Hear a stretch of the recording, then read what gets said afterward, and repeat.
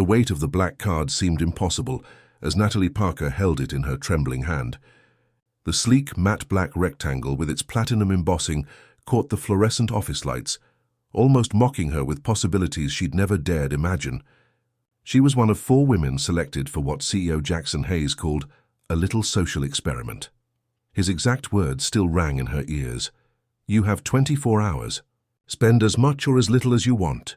No limits, no questions asked. Just show me who you really are." Natalie tucked a strand of her auburn hair behind her ear, glancing at the other 3 women who had also received identical cards. There was Victoria Daniels, the ambitious marketing director with her perfectly tailored suits and string of advanced degrees. Madison Clark, the charming PR specialist who navigated social situations with enviable ease. Hannah Danielle Wilson, the brilliant young software engineer whose technical innovations had saved the company millions. And then there was Natalie herself, the single mother working as an executive assistant, the woman who scheduled Hayes's meetings and organized his life while struggling to maintain her own. "Remember," Hayes said, leaning against his mahogany desk in his corner office with floor-to-ceiling windows overlooking downtown Chicago, "this isn't about the company. This is personal." His steel blue eyes moved deliberately from one woman to the next, finally settling on Natalie. "Sometimes what we choose reveals more than any interview or performance review ever could." Hayes wasn't what anyone would call a conventional CEO.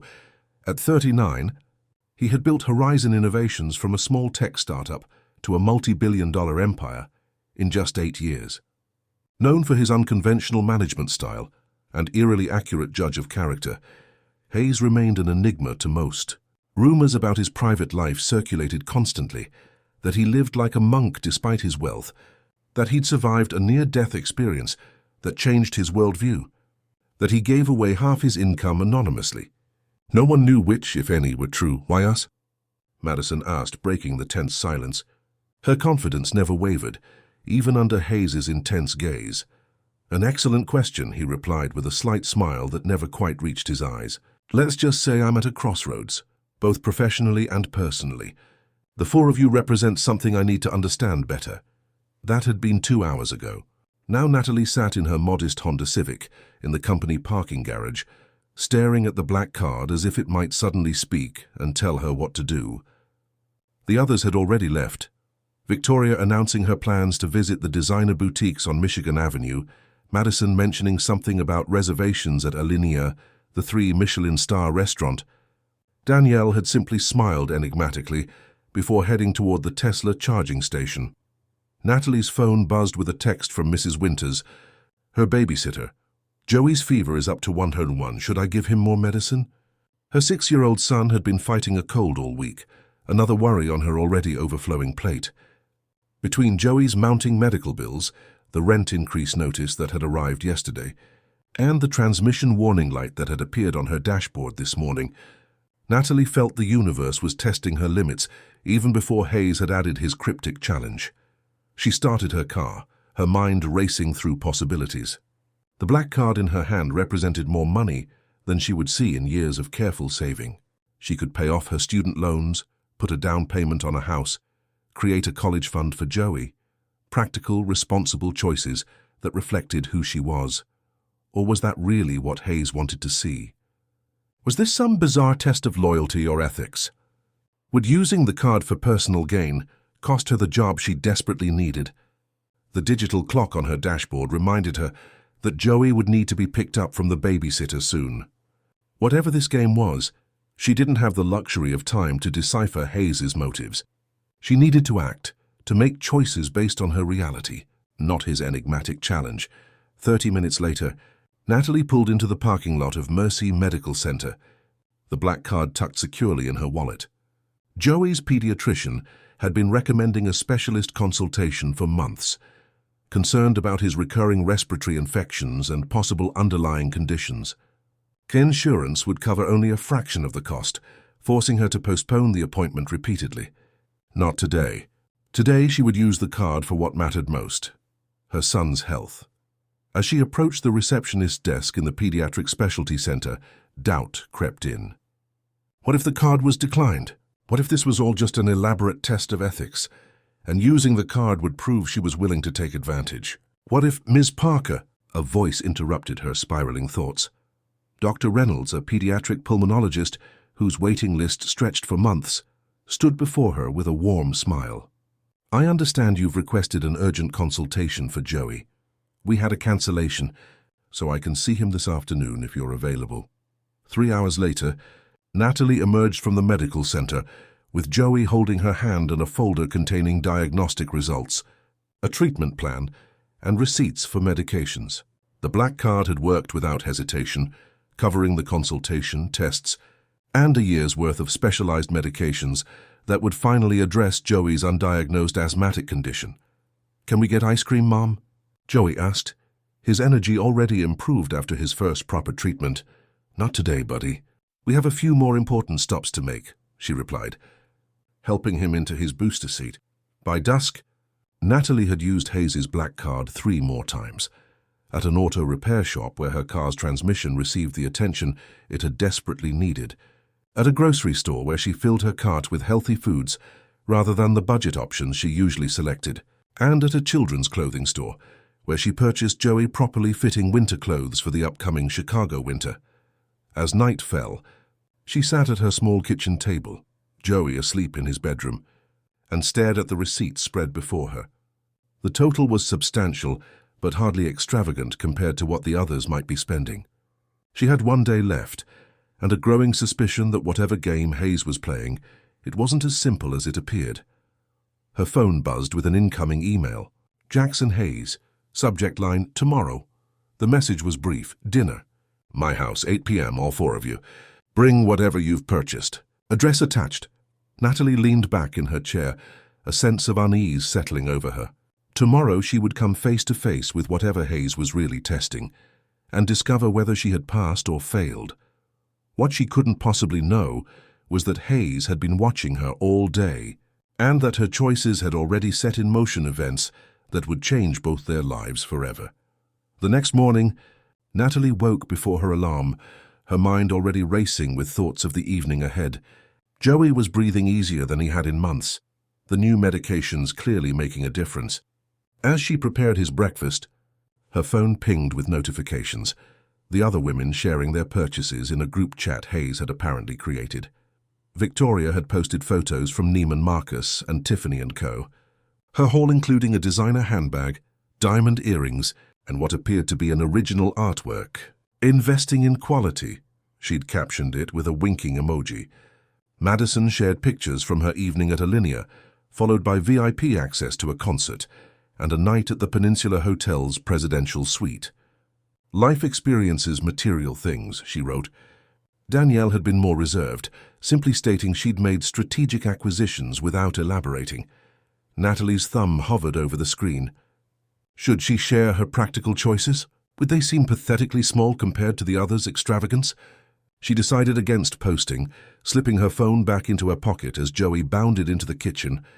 "I can breathe through my nose, Mom," he announced proudly, as if he'd accomplished something extraordinary. In a way he had. After dropping Joey at school, Natalie headed to work, the black card still in her wallet with several $1,000s of its limit intact. She had one more planned purchase before returning it to Hayes, something she'd thought about all night. The office was buzzing with speculation about Hayes' experiment. Rumors spread that he was choosing a successor, seeking a wife or conducting research for a book. Natalie kept her head down, focusing on her work while avoiding direct questions about her own participation. At lunch, she slipped out to a small bookstore a few blocks from the office. The elderly owner, Mr. Bennett, greeted her warmly. "I have what you called about." "Miss Parker, just arrived this morning." He placed a weathered leather-bound volume on the counter. Financial Wisdom, Building Generational Wealth by Edward Hayes, Jackson's late father. The book had been out of print for years, with used copies fetching premium prices online. "And the other items?" she asked. Yes. Mr. Bennett nodded, producing a stack of books on childhood asthma management, single-parent financial planning, and educational investing. Quite the diverse selection. "Is this for a special project?" "Something like that," Natalie replied, handing over the black card for the final time. Back at the office, she wrapped the Elder Hayes book carefully, adding a handwritten note before tucking it into her bag. Whatever game Hayes was playing, she was determined to show him exactly who she was. Not just a struggling single mother, but a woman with perception, dignity, and purpose. The afternoon crawled by with agonizing slowness.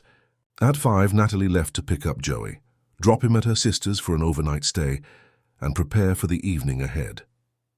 She chose a simple navy dress, professional rather than seductive, dignified rather than desperate. Her one concession to vanity was a pair of pearl earrings that had belonged to her grandmother, more sentimental than valuable. Hayes's address led her to a surprisingly modest brownstone in Lincoln Park. She had expected an ostentatious mansion or a sleek penthouse, not this warm historic home with window boxes full of herbs and a porch light that cast a welcoming glow. Victoria's Mercedes and Madison's Lexus were already parked outside. As Natalie approached the door, Danielle pulled up in her Tesla. "Ready for the final judgment?" Danielle asked with a nervous smile, clutching what appeared to be a computer case. "As ready as I'll ever be," Natalie replied, noticing that Danielle wasn't carrying shopping bags either. Victoria answered the door before they could knock, champagne flute in hand. "Come in, ladies. The show's about to begin." Her confidence seemed slightly forced, a thin veneer covering uncertainty. Hayes's home was like the man himself, unexpected. Instead of cold minimalism or showy luxury, the interior was warm, filled with books, artwork that appeared personal rather than expensive, and photographs of landscapes rather than people. No evidence of family, partners, or even friends. Madison was already settled on a leather sofa, her purchases displayed on the coffee table. A collection of experiences rather than objects, represented by tickets, restaurant menus, and hotel keycards artfully arranged. "Ah, the final contestants arrive," Hayes said, emerging from what appeared to be a kitchen, wiping his hands on an apron. "I hope everyone likes Italian. Dinner's almost ready." The next hour unfolded like a strange dream. Hayes served a homemade meal that would put many restaurants to shame. Engage them in conversation about everything, except the experiment, and watch them with those penetrating blue eyes that seemed to catalogue every reaction, every word choice, every micro-expression. Finally, as he served tiramisu for dessert, he leaned back in his chair. "I suppose it's time to discuss why you're all here." "About time," Victoria said, the edge in her voice betraying her nerves. "I've been waiting to understand the point of this exercise." Hayes smiled enigmatically. "The point, Miss Daniels, was to learn something about character, about what drives people when constraints are removed." He gestured toward the living room. "Shall we move somewhere more comfortable for the reveal?" As they settled in the living room, Hayes remained standing, studying each woman in turn. "Tomorrow I'm announcing a major reorganization of Horizon's leadership structure. One of you will play a significant role in that future." His gaze lingered on Natalie briefly before continuing. "But first, show me what my card purchased." One by one, they revealed their choices. Victoria's luxury items, carefully selected for investment potential and status signaling. Madison's experiences, chosen to create connections and memorable stories. Danielle's surprising selection, cutting-edge educational technology donated to underserved schools in the company's name. When Natalie's turn came, she swallowed hard against the sudden tightness in her throat. "I used your card to take care of essentials," she said quietly, placing her receipts on the table. "Medical care for my son, car repairs, winter necessities." She paused, then reached into her bag for the wrapped book. "And this. For you." Hayes's expression revealed nothing as he accepted the package. Whatever judgment was coming, Natalie realized she was proud of her choices. They reflected exactly who she was, a mother first, a provider, a planner, someone who saw beyond herself. What she couldn't know was that her authenticity had just changed the trajectory of Jackson Hayes's carefully constructed experiment in ways none of them could predict. Jackson Hayes unwrapped the package with careful precision, his methodical movements betraying nothing of his thoughts. The room fell silent, tension building as the leather-bound volume emerged from its wrapping. His fingers froze momentarily when he saw the title, a flicker of something, surprise, perhaps pain, crossing his face before his composed expression returned.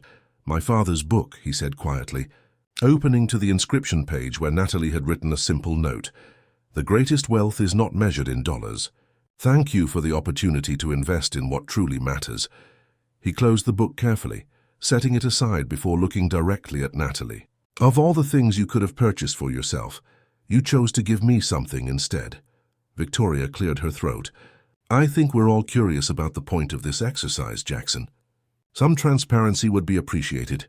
Hayes nodded, moving to stand by the fireplace. The dancing flames cast shadows across his face, making him appear somehow both more vulnerable and more formidable.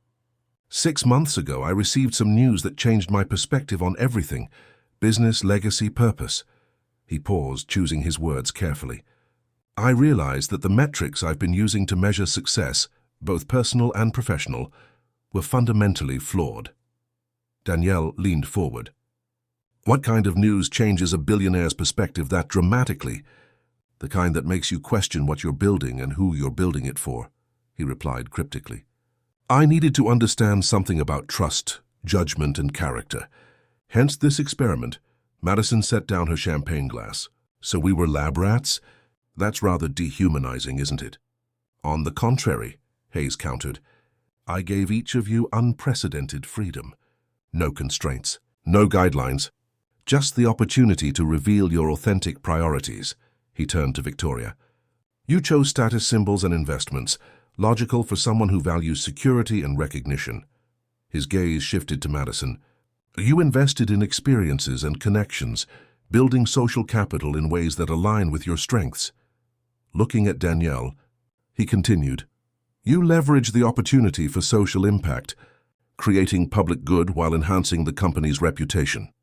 Finally, his eyes rested on Natalie. The intensity of his gaze made her breath catch.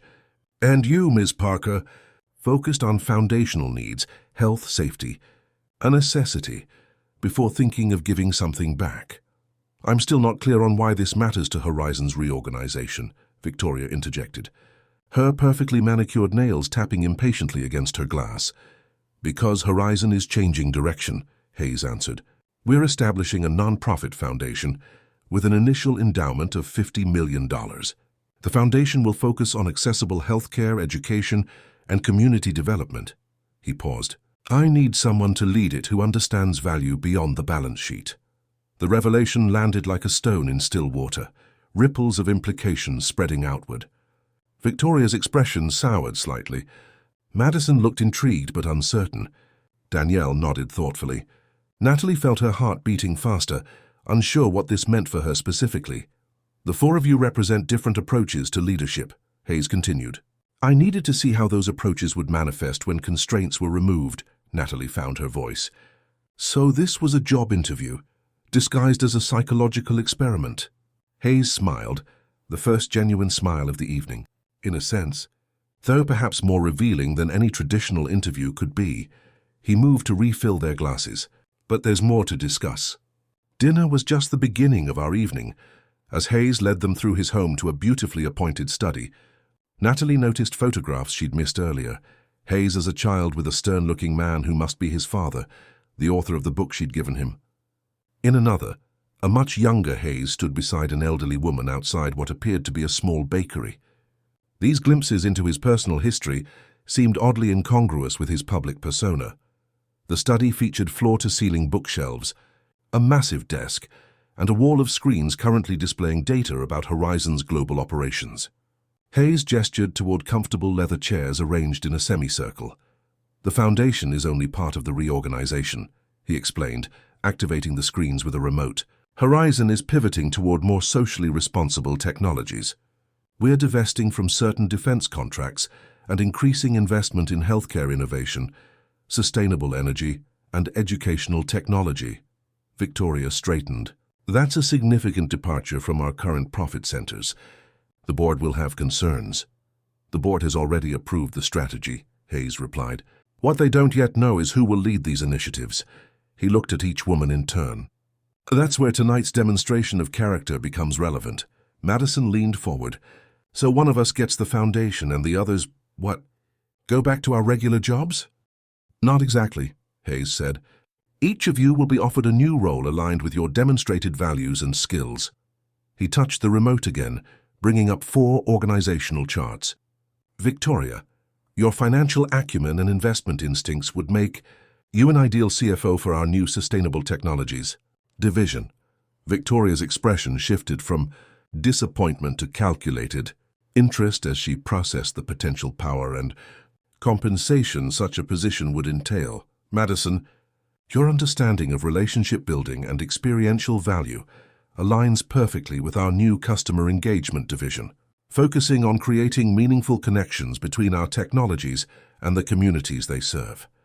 Madison nodded, clearly seeing the possibilities. Danielle, your technical expertise combined with your evident social conscience makes you the natural choice to lead our educational technology initiative, expanding access to cutting-edge learning tools for underserved populations.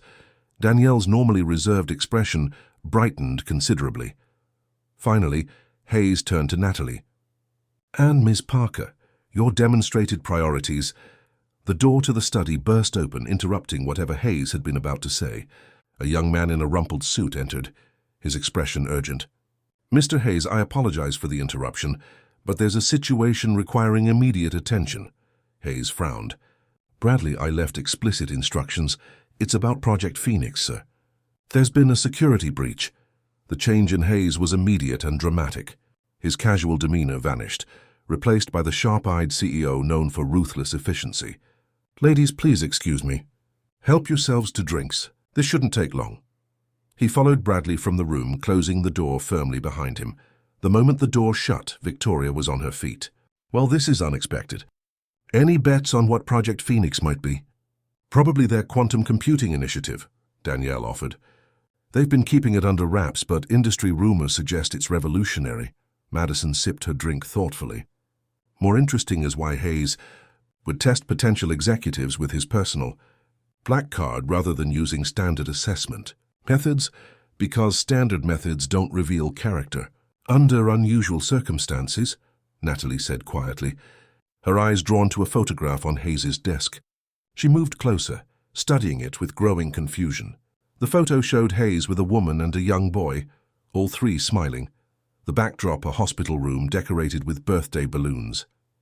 Something about the woman seemed hauntingly familiar. What are you looking at? Madison asked, joining her. Natalie picked up the frame. I think I know this woman, Victoria scoffed. Unlikely. Hayes is notoriously private about his personal life. The tabloids have never even confirmed a serious relationship. No, I've definitely seen her before, Natalie insisted, studying the photograph more closely. The woman had warm brown eyes and a gentle smile, her arm protectively around the boy who appeared to be about Joey's age. She looks like someone who used to work in accounting at Horizon. Catherine something. Catherine Bell, Danielle confirmed, joining them. She was a financial analyst who left about 2 years ago. Brilliant mathematician. We collaborated on a predictive algorithm before she left suddenly. No explanation given. Natalie felt a chill run through her. And the boy?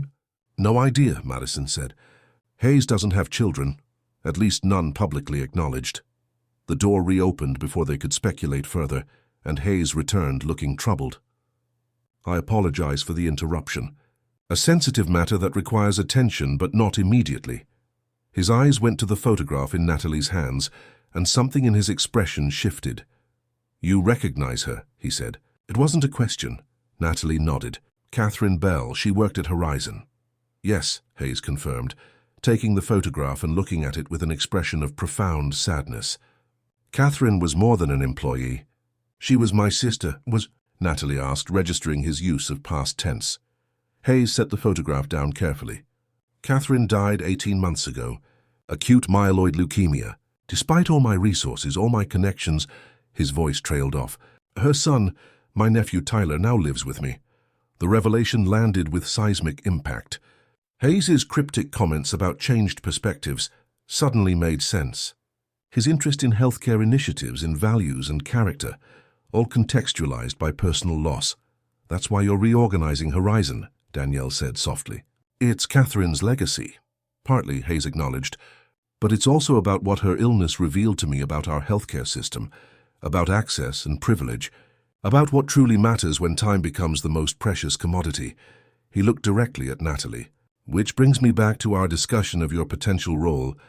Ms. Parker, Your choices with the black card revealed an understanding of priorities that aligns precisely with what the Foundation needs. Victoria interrupted smoothly.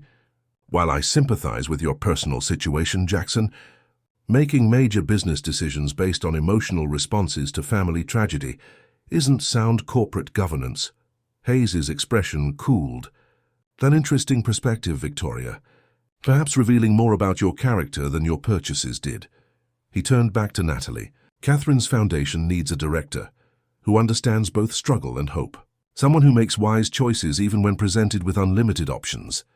The implication hung in the air between them, an offer not yet formally extended but clearly intended. Before Natalie could respond, her phone buzzed urgently in her purse. One glance at the screen sent ice through her veins. Her sister calling repeatedly with a text visible, "Emergency. Joey, an ambulance. Call now." "I have to go," Natalie said, her voice tight with panic as she grabbed her purse. "My son, he's in an ambulance." Hayes was instantly alert. "What happened?" "I don't know yet," she replied, fumbling with her phone, hands shaking too badly to unlock it. "I need to call my sister." "I'll drive you," Hayes said decisively, already reaching for his keys. "You're in no condition." He turned to the others. "Ladies, we'll need to continue this discussion another time. Bradley will see you out." Victoria stepped forward. "Jackson, surely your assistant can handle—" "This meeting is adjourned." Hayes cut her off with a finality that brooked no argument. "Bradley, please show everyone out and reschedule for tomorrow afternoon." The young assistant appeared in the doorway, looking startled but professional. "Of course, sir." "Ladies, if you'll follow me." Natalie barely registered the others' reactions as Hayes guided her firmly toward the garage. Her mind was consumed with terrifying possibilities. Joey had been breathing better that morning. What could have happened? The new medication? Had there been some terrible reaction?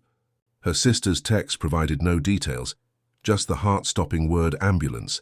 Hayes's vehicle wasn't the sleek sports car or luxury sedan she might have expected, but a practical high-end SUV. He opened the passenger door for her, then slid into the driver's seat and engaged the engine. "Which hospital?" "Mercy Children's," Natalie managed, finally connecting with her sister on the phone. "Jen, what happened? Is he—" Her sister's voice came through tight with worry but controlled. "He was fine, then suddenly couldn't breathe. Like nothing I've ever seen before. The paramedics are with him now. They're saying something about an allergic reaction." "To what? The new medication?" Cold fear gripped Natalie's heart. "I don't think so. We had dinner. Pasta with a new sauce I bought. They're asking if he has any food allergies." "Not that we know of," Natalie said, her mind racing. "I'm on my way." 20 minutes, maybe less. Hayes drove with focused intensity, navigating evening traffic with skill. When he needed to, he used a discreet siren that materialized from nowhere, clearing their path through congested intersections. At Natalie's questioning glance, he offered a brief explanation. "Board member of the hospital. Emergency privileges." They reached Mercy Children's in 15 minutes. Hayes pulled directly up to the emergency entrance, where a security guard started to object, then recognized him and stepped back with a nod of respect. Natalie was out of the car before it fully stopped, rushing through the automatic doors with Hayes close behind. The emergency department was controlled chaos. Natalie spotted her sister immediately, standing anxiously near a curtained area where medical personnel moved quickly around a small figure on a bed. "Joey." Natalie pushed forward, stopped only by a nurse who stepped into her path. "Are you his mother?" "He's stabilizing, but we need information." The nurse guided her firmly toward the treatment area, while handing her forms to complete. "Has he ever had an allergic reaction before?" "Any known allergies in the family?" "No, nothing," Natalie said, straining to see her son. Joey looked frighteningly small on the hospital bed, an oxygen mask covering his face, monitors beeping steadily around him. A doctor was examining his skin, where angry red hives were visible even from a distance. "We've administered epinephrine and antihistamines," the nurse explained. "His airways were constricting, but we caught it quickly. The doctor will want to discuss follow-up testing once he's stable." "Follow-up testing?" Natalie repeated numbly, medical forms clutched in her hand. "Comprehensive allergy testing. With a reaction this severe, we need to identify the trigger to prevent recurrence." The reality of what this meant crashed over Natalie. More specialists, more tests, more medical bills. The temporary relief provided by Hayes's black card suddenly seemed cruelly brief. "Insurance information?" the nurse prompted gently. Natalie swallowed hard. "Yes, I have it here." She dug through her purse for her insurance card, knowing the high-deductible plan would cover only a fraction of tonight's emergency. As she handed over the card, she became aware of Hayes standing nearby, speaking quietly but authoritatively to someone in hospital administration. She caught fragments: priority care, specialist consultation, and all expenses. Before she could process what was happening, the charge nurse approached with a changed demeanor. "Ms. Parker, Dr. Harrison will be overseeing your son's care personally. He's our chief of pediatric immunology. And please don't worry about the financial aspects. Everything has been arranged." Natalie looked from the nurse to Hayes, comprehension dawning. "You didn't have to—" "Yes, I did," he said simply. "May I?" He gestured toward Joey's room. For the next several hours, Natalie remained at Joey's bedside as his condition stabilized. The hives gradually faded, his breathing improved, and by midnight he was sleeping peacefully. The crisis passed. Throughout it all, Hayes remained present, not intruding, but ensuring that every possible resource was available, every question answered, every comfort provided. When Joey finally slept soundly, monitors showing strong, stable vitals, Natalie stepped into the hallway where Hayes waited, his tie loosened. "Jacket discarded hours ago." "Thank you," she said simply. "I don't know how to—" "Don't," he interrupted gently. "This is what resources are for." Something in his tone made her look more closely at him. "You've been through this before." Hayes nodded, his gaze distant. "With Tyler. After Catherine died, he developed severe anxiety that manifested physically, panic attacks that mimicked asthma attacks. The first time it happened—" He trailed off, clearly remembering his own night of terror. "Is that why you created this experiment? To find someone who understands what it's like?" Natalie asked. Hayes considered her question thoughtfully. "Partly," he acknowledged, "but it's more than that. Catherine's illness changed everything. She was brilliant, should have been running Horizon instead of me. She was the compassionate one, the visionary. I was just good at execution and strategy." He paused. "When she got sick, I witnessed firsthand how broken our systems are. Even with unlimited resources, the best specialists, every advantage, she still suffered needlessly through bureaucracy, miscommunications, fragmented care. So the foundation is her legacy," Natalie said. "It's what she wanted. Her last project was designing it, the structure, the mission, the values." He smiled sadly. "She called it her life's purpose, distilled when time became precious." A doctor approached before they could continue, clipboard in hand. "Ms. Parker, good news. Joey's tests show he's stabilized completely. We've identified the likely allergen, a specific type of tree nut in the pasta sauce. We'll need comprehensive follow-up testing, but we have a clear direction now." Relief washed over Natalie. "When can I take him home?" "We'd like to observe him until morning, but barring any complications, you should be able to leave by 9 or 10 tomorrow." The doctor hesitated. "Normally we'd schedule the follow-up testing for next week, but Dr. Harrison has arranged for the full panel tomorrow afternoon. If that works for you." "That's perfect," Natalie said, marveling at how quickly things could change. By yesterday, she'd been struggling to get basic medical care for Joey. Today, the chief of immunology was personally arranging his treatment plan. As the doctor left, Hayes checked his watch. "It's late. You should rest. There's a comfortable family suite connected to Joey's room." Natalie shook her head. "I couldn't possibly sleep." "Then perhaps we should continue our conversation from earlier," Hayes suggested. "The foundation position, I'd like you to consider it." "Me? But I'm just an executive assistant. I don't have the qualifications or experience for something like that." Hayes smiled. Catherine started in the mailroom. "Formal qualifications matter far less to me than demonstrated judgment and values." He paused. "The foundation needs someone who understands both sides, the practical realities of limited resources and the perspective to use unlimited resources wisely. Like your black card experiment," Natalie said, understanding dawning. "Exactly. Victoria saw it as a chance to acquire status symbols. Madison invested in experiences that would benefit her socially. Danielle made admirable charitable choices, but with a corporate strategy mindset. He looked directly at Natalie.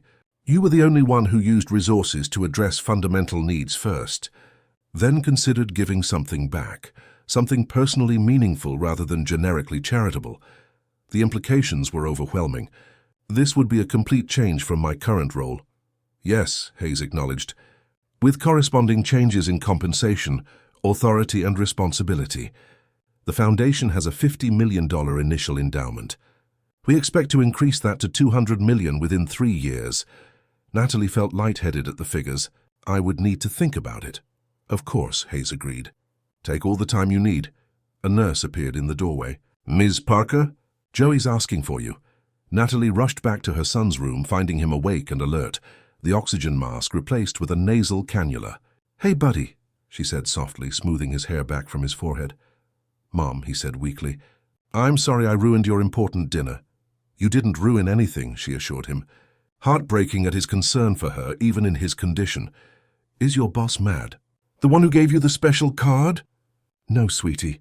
Her's not mad at all. She glanced toward the door where Hayes stood watching them, his expression unreadable. He's nice, Joey said, his eyelids growing heavy again. He talked to me while you were filling out papers. He said we might be family someday. Natalie froze. What? He said his nephew Tyler needs friends and I might be a good one. Joey's voice was fading as sleep reclaimed him. He said Tyler's mom is in heaven too, like Dad. Natalie looked up sharply at Hayes, who had the grace to look slightly embarrassed. I should explain, he said quietly. Yes, you should, she agreed, confused by this new revelation. Hayes gestured toward the hallway. Once they were outside Joey's room, he took a deep breath. The black card experiment wasn't just about finding a foundation director. What else was it about? Natalie asked, a suspicion forming. Finding someone who might understand a rather unusual family situation. He ran a hand through his hair, suddenly looking less like a polished CEO and more like a man navigating unfamiliar emotional territory. Tyler needs more than just me. He needs a family environment, stability, normalcy, all things I'm not particularly qualified to provide. So you were what? Interviewing potential mother figures. Natalie felt a surge of indignation. That's incredibly presumptuous. Not exactly, Hayes said quickly. It was Catherine's idea, actually. Before she died, she made me promise to find someone who shared her values to help raise Tyler, and to run her foundation. She knew I'd be terrible at identifying such a person through normal means. So she suggested you hand out unlimited credit cards and see what happened, Natalie asked incredulously. She suggested I create a situation of true freedom and observe the choices people made, Hayes corrected. The black card was my implementation of her concept. Before Natalie could respond, her phone buzzed with an incoming call, her sister, who had gone home hours ago to relieve the babysitter. Jen, is everything okay? Her sister's voice came through, strained and urgent. Nat, someone broke into your apartment. The police are here now. Everything's been ransacked. What do you mean, ransacked? Natalie gripped the phone tighter, panic rising in her chest. Was anything taken? It's hard to tell, Jen replied. The place is a mess. Your laptop is gone, and they went through all your personal papers. The police think it might be identity theft related. Hayes was already on his own phone, speaking in low, urgent tones. I need a security team at this address immediately. Coordinate with local police. Full assessment and protection detail. He ended the call and turned to Natalie. My head of security is handling it. Do you have somewhere safe to stay when Joey is released? We could go to my sister's, Natalie said, mind racing through limited options. I have a better solution, Hayes said. I own a guest house not far from my place. Secure, private, and comfortable. You and Joey can stay there until this is resolved. That's very generous, but this isn't generosity, Hayes interrupted, his expression grave. This is my responsibility. The break-in might be connected to my experiment. What? How? Hayes ran a hand through his hair, a rare gesture of agitation from the usually composed CEO. The timing is suspicious. 4 women suddenly given access to a billionaire's unlimited funds. That information would be valuable to certain people. You think someone's targeting all 4 of us? Natalie asked, the implications sinking in. I've already sent security to check on the others, Hayes confirmed. But you're the most vulnerable. A single mother with a child, living in an apartment without security systems. A doctor approached before Natalie could respond. Ms. Parker? Good news. Joey's latest tests show significant improvement. If this continues, we can discharge him in the morning as planned. Thank you, Natalie said, attempting a smile despite her churning thoughts. When the doctor left, Hayes stepped closer. I understand your reluctance to accept more help from me, but please consider that your son's safety might be at risk. Put that way, Natalie had little choice. All right, but just until I figure out what happened at my apartment. By morning, Joey was cleared for discharge with a comprehensive care plan, prescriptions, and scheduled follow-up appointments. Hayes had arranged everything, from a private nurse to demonstrate the use of Joey's new EpiPen to a detailed food allergy management protocol. As they prepared to leave, Hayes's phone rang. "Excuse me," he said, stepping away to take the call. When he returned, his expression was tight. "That was my security team. Your apartment wasn't the only one broken into. Madison's condo was also targeted last night. Was she hurt?" Natalie asked, alarmed. "No, she wasn't home. But like your place, her personal documents were searched thoroughly. Victoria and Danielle's homes had attempted break-ins, but their security systems deterred the intruders." "This can't be coincidence," Natalie said. "No," Hayes agreed grimly. "And it suggests this isn't random. Someone is specifically targeting the women involved in my experiment." The gravity of the situation settled over Natalie as Hayes escorted them to his SUV, now accompanied by a second vehicle containing security personnel.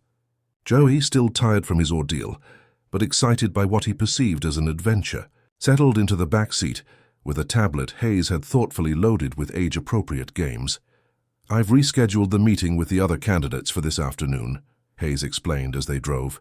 "Under the circumstances, I believe we need to accelerate decisions about the reorganization. Do you think that's wise? With everything happening?" Hayes nodded. "More necessary than ever. But first, let's get you and Joey settled." The guest house proved to be a charming cottage on the edge of Hayes's property, small but luxurious, with state-of-the-art security visible in the discreet cameras and robust locks. Inside, they found the refrigerator stocked with child-friendly foods carefully selected to avoid Joey's newly identified allergens, and a bedroom already prepared with superhero-themed bedding that delighted the boy. "Tyler's outgrown these," Hayes explained when Natalie raised an eyebrow at the perfect age-appropriateness of everything. "But he insisted we keep them for guests. This is the first time they've been used. Where is Tyler?" Natalie asked, realizing she hadn't seen the boy in person yet. "At his grandmother's, Catherine's mother-in-law. She takes him on weekends to give my housekeeper a break." Hayes checked his watch. "The meeting is in 2 hours. Will you be comfortable here? I've arranged for security to remain on site." Natalie nodded, grateful despite her discomfort at accepting so much help. "We'll be fine. Go do what you need to do." After Hayes left, Natalie helped Joey settle in for a nap, then explored the cottage. In the small office area, she found a secure laptop with a note. "In case you need to work remotely. Password Phoenix 2024. The reference to Project Phoenix, the mysterious initiative mentioned during last night's interrupted meeting, caught her attention. Curiosity overcame her hesitation. She logged in, finding a standard desktop with one unusual icon, a folder labeled Catherine's Legacy. Inside were documents outlining the foundation Hayes had mentioned, including a personal letter from Catherine to her brother. "Jackson, when you read this, I'll be gone. My time is short, but this foundation can extend what I couldn't finish. Find someone who sees value where others see cost, who builds where others exploit, who nurtures potential rather than harvesting it. The future of Horizon and of Tyler depends on it. Trust your experiment. The right person will reveal themselves not by what they take, but by what they give back." The letter continued with detailed plans for the foundation, focusing on accessible healthcare, educational support for underprivileged children, and community development initiatives, all causes that resonated deeply with Natalie's own values. A notification appeared on the screen, an incoming secure message from Hayes. "Meeting starting soon. Security team will escort you if you're able to join us. Important developments." Natalie checked on Joey, found him sleeping peacefully, and confirmed with the security team that one of them could monitor him while she attended the meeting. 20 minutes later, she was escorted into Hayes's corporate offices downtown, where Victoria, Madison, and Danielle were already assembled in the executive conference room. "Ah, Natalie. Thank you for coming," Hayes greeted her. "I was just briefing everyone on the security situation." Victoria looked tense. "This is outrageous. My private security firm detected 3 separate attempted breaches of my home systems last night. Same with my apartment," Madison added. Though they were more successful than with Victoria's place, Danielle nodded grimly. "My intrusion detection system logged multiple attempts as well. Our cybersecurity team has been analyzing the pattern," Hayes explained, bringing up data on the large display. "These aren't random attacks. They're coordinated and sophisticated, targeting specific information about each of you, particularly financial details, personal history, and connections to Horizon." "But why?" Madison asked. "What would anyone gain from this?" Hayes touched a control, bringing up a news screen. "Because of this." The display showed a financial news headline. "Horizon Innovations announces major reorganization. New foundation with 50 Mounters endowment." "That information wasn't public," Victoria said sharply. "The reorganization hasn't even been finalized." "Exactly," Hayes replied. "Someone leaked it and is now trying to manipulate the situation." He turned to face them directly. "Which is why I've called you here. We need to accelerate our timeline. The board is meeting in 1 hour to approve the final restructuring plan and leadership appointments." Victoria straightened. "I assume you've reconsidered the foundation directorship in light of recent events. Managing such significant resources requires experience and connections that not everyone here possesses." Her gaze flickered briefly toward Natalie.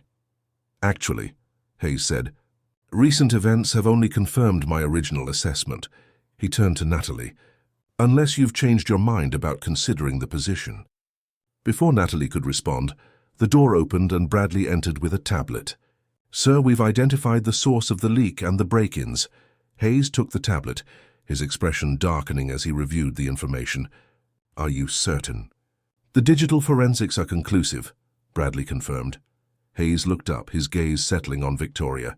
"Care to explain why your private security firm was instructed to gather information on the other participants in my experiment, Ms. Daniels?" The room fell silent. Victoria's composure slipped momentarily before she recovered. "I have no idea what you're talking about." "Our team traced the data breach to an account registered to your personal assistant," Hayes continued relentlessly. "The same assistant who was instructed to hire private investigators to research the financial and personal backgrounds of everyone here." Victoria's expression hardened. "You can't prove any of that." "Actually, we can," Hayes replied, sliding the tablet toward her. "Your assistant was quite cooperative once we presented the evidence. Apparently, you were determined to ensure you received the most prestigious position in the reorganization, by any means necessary." "This is absurd," Victoria scoffed, though her confident demeanor had cracked. "Even if I did conduct some background research, which I'm not admitting, that's just due diligence. It has nothing to do with break-ins or data breaches. The private security firm you hired has some interesting side businesses," Hayes countered, "including corporate espionage and what they euphemistically call competitive intelligence gathering. When digital methods failed against our systems, they resorted to physical intrusion." Victoria stood abruptly. "I don't have to listen to these unfounded accusations." "If you'll excuse me, sit down, Victoria," Hayes said quietly, his tone leaving no room for argument. "The police will be here shortly to take your statement. You might want to contact your lawyer." As Victoria reluctantly resumed her seat, Hayes turned to the others. "I apologize for the distress this has caused all of you. Rest assured, Horizon will cover any damages and ensure your homes are secure before you return to them." "What happens now?" Danielle asked. "With the reorganization?" "It proceeds as planned," Hayes replied. "With one modification." He looked at Victoria. "Your position in the new structure is understandably no longer available. The rest remains as discussed." As security personnel arrived to escort Victoria from the building, Hayes turned to Natalie. "I understand if recent events have made you reconsider the foundation position. It's a significant change with considerable responsibility." Natalie thought of Joey, of the opportunities this role would provide for both of them, of the impact she could have on families facing challenges similar to her own. "I'm still interested," she said. "More than interested. I want to build Catherine's legacy." Hayes smiled, relief evident in his expression. "The board meeting is in 45 minutes. Would you like to join us? Your formal appointment would be announced then." "I can't leave Joey alone," Natalie began. "Already handled," Hayes assured her. "Tyler's grandmother has offered to watch him at the guest house. She's a retired pediatric nurse, so he'll be in excellent hands." An hour later, Natalie found herself in Horizon's imposing boardroom as Hayes presented the reorganization plan to the assembled directors. The atmosphere was electric with potential as he outlined the company's new direction. More socially responsible, more focused on lasting impact rather than quarterly profits alone. "And to lead the Catherine Bell Foundation," Hayes concluded, "I am pleased to present Natalie Parker, whose demonstrated judgment, compassion, and vision embody the values this initiative represents." The board's questions were probing but fair, and Natalie found herself drawing on years of observing corporate dynamics as an executive assistant. She knew the language, understood the concerns, and could translate between the worlds of business pragmatism and humanitarian idealism. By meeting's end, the reorganization was approved unanimously, including Natalie's appointment. As they left the boardroom, Hayes touched her elbow lightly. "There's someone I'd like you to meet." In a comfortable waiting area nearby, a boy of about 7 sat reading, a kindly older woman beside him. He looked up as they approached, and Natalie recognized him immediately from the photograph. Hayes' nephew. "Tyler." "Tyler," Hayes said, "this is Miss Parker, the lady I told you about." The boy studied her with solemn eyes so like his mother's. "Are you going to run Mum's foundation?" "Yes," Natalie answered simply, "with your uncle's help." Tyler nodded, satisfied with her directness. "Mum would like you." "You don't talk to me like I'm stupid," Hayes laughed. "High praise indeed." To Natalie, he added, "Tyler has agreed to show Joey around the property tomorrow, if that's all right with you." "I'm good with little kids," Tyler informed her seriously. "And I know all about allergies. I have one to shellfish. Joey will appreciate that," Natalie said, warming to the boy's earnest manner. Later that evening, as Joey and Tyler bonded over a board game under the watchful eye of Tyler's grandmother, Hayes invited Natalie to join him on the guest house porch. The spring evening was mild, stars just beginning to appear in the darkening sky. Catherine would have approved of today's outcome, Hayes said, handing Natalie a glass of wine. "She always believed the right people reveal themselves through actions, not words." "Is that why you created the black card test?" Natalie asked. "To see actions rather than hear promises?" Hayes nodded. "Catherine designed the framework before she died. Said I was too easily impressed by credentials and too blind to character." He smiled ruefully. "She wasn't wrong. What happens now?" Natalie asked, watching through the window as the boys laughed over their game. "With the foundation, with Joey's medical care, with—" she gestured vaguely, encompassing the bizarre circumstances that had brought them to this moment.